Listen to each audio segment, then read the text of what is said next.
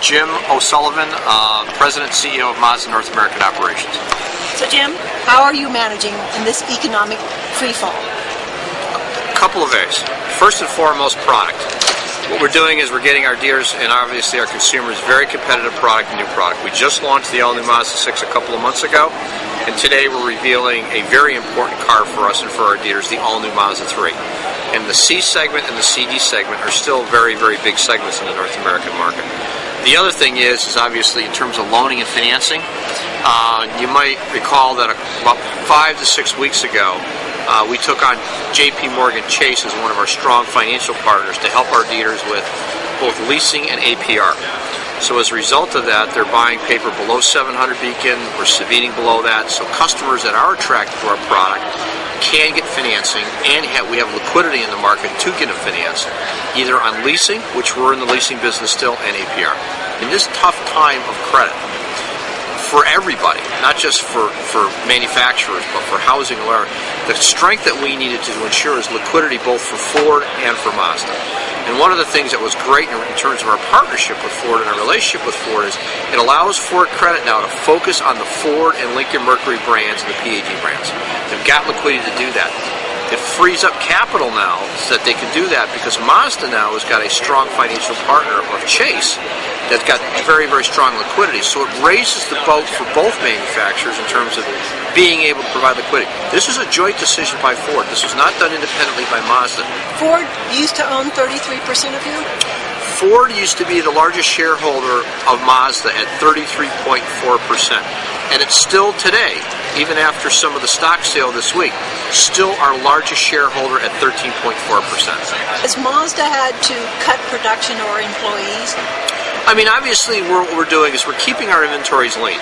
The thing that we don't want to do is build up a pipeline of unsold cars and trucks at the ports, or really heavy dealer inventory. We have calibrated our production schedules to meet what's happening globally relative to the economy and the overall industry. If one or two at the Detroit 3 went out of business, how would that affect your company and the auto industry in general? I think any change in terms of what's happening to any of the manufacturers anywhere around the world would have a very significant and devastating impact, I think, on the overall infrastructure, not only the economy, but the overall supply base. The big three are very, very important. We're a supporter of what's going on in Washington in terms of being able to provide the big three support. I think it would be totally devastating if any of the three domestic car companies here went bankrupt. I'm hopefully confident in the leadership of Congress and confident in the leadership in terms of this country that obviously that wise things will prevail and certainly support the initiatives that the big three are really asking for.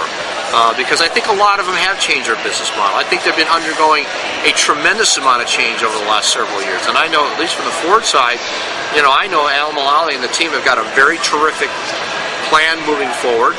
I know what's going on there, and I think Ford is going to come out of this thing stronger than ever, and they will come out of it.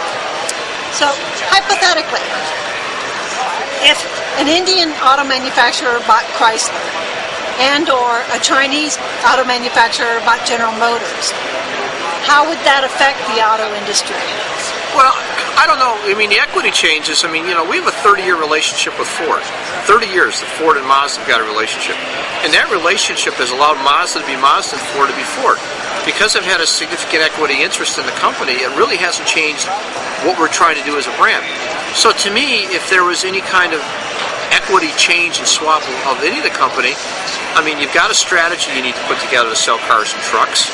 You got to execute that strategy, and I think to consumers, it really wouldn't make that much of a difference. Does Tata purchasing Jaguar and Land Rover have really any impact on that? At the end of the day, if someone's going to make an investment in the car company, they got to make sure that we've got a right plan to go ahead and execute. Jim O'Sullivan, thank you very much. Great. Glad to talk to you today.